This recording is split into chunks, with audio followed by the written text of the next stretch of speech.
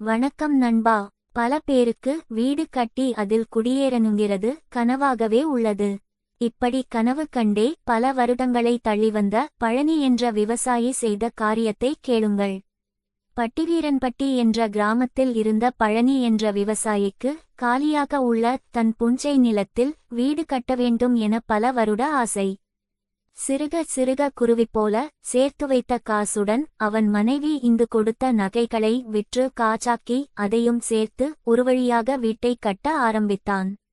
வீடு 4 மாதத்தில் கான்கிரீட் போடப்பட்டு கம்பீரமாய் காட்சியளித்தது என்றாலும் அதற்கு மேல் வீட்டை பூசுவதற்கும் தரை போடுவதற்கும் காசு பத்தாமல் வேலைகள் நின்றது.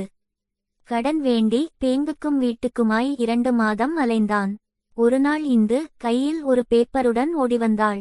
என்னங்க, 2 மாசமா நீங்க பட்ட கஷ்டம் வீண் போகலைங்க.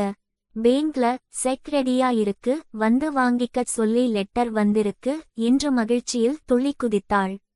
ஆனால் பழனியோ, இப்ப வேணாம் இந்து, இன்னும் 3 மாசம் கழிச்சு கட்டிட வேலையை ஆரம்பிப்போம் என்றான். பழனி இப்படி சொல்வான் என இந்து எதிர்பார்க்கவேவில்லை. என்னங்க, உங்களுக்கு பைத்தியமா புடிச்சிருக்கு? இந்த லோனுக்காகத்தான தவம் கிடந்தோம்.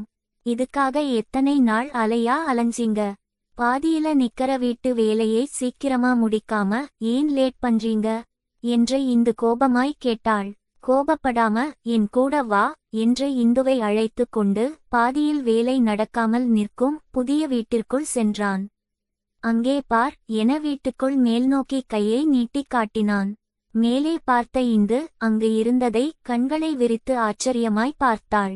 இந்து, ஒரு வீடு கட்டுறது எவ்வளவு கஷ்டம்னு உனக்கே தெரியும்.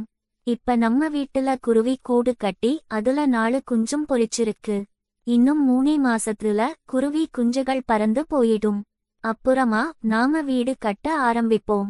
ஏன்னா அதுக நல்லா வாழ்ந்துட்டு போனாதான் மேற்கொண்டு இங்க வாழப்போற நம் வாழ்க்கையும் நல்லா இருக்கும் என்று பழனி சொல்லவும் தன் கணவனை பெருமையாய் பார்த்தாள் இந்து.